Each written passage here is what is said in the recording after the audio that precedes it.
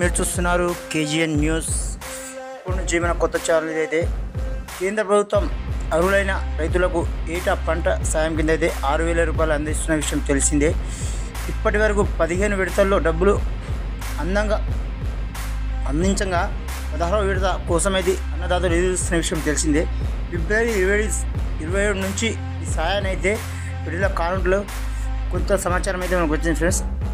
అలాగే ఆ రోజున ప్రధాని మోడీ లబ్ధిదారుల ఖాతాలో 2,000 చొప్పున జమ చేసే అవకాశం ఉందని చెప్పేసి ఈ స్కీమ్ను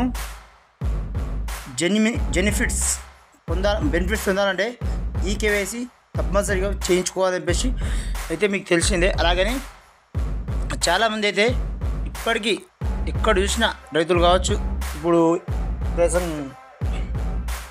రైతులు అయితే చాలామంది ఎదురు చూస్తున్నారు. కాబట్టి ఈ కేవైసీ చేయని రైతులు అయితే ఎవరైతే ఉన్నారో కంపల్సరీ ఈ కేవైసీ చేసుకోవాలి.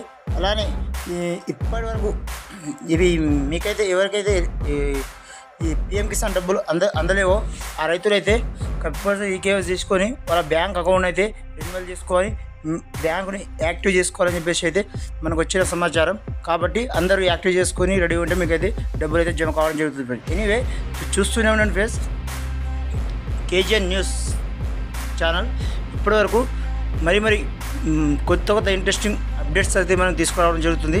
కాబట్టి చూస్తూనే ఉండండి. అలాగే సబ్స్క్రైబ్ చేసుకోండి, లైక్ చేయండి, షేర్ చేయండి. మరిన్ని వీడియోస్ కోసం బెల్ ఐకాన్ యాక్టివేట్ చేయండి ఫ్రెండ్స్. చూస్తూనే KGN news. Thanks for watching. జై హింద్.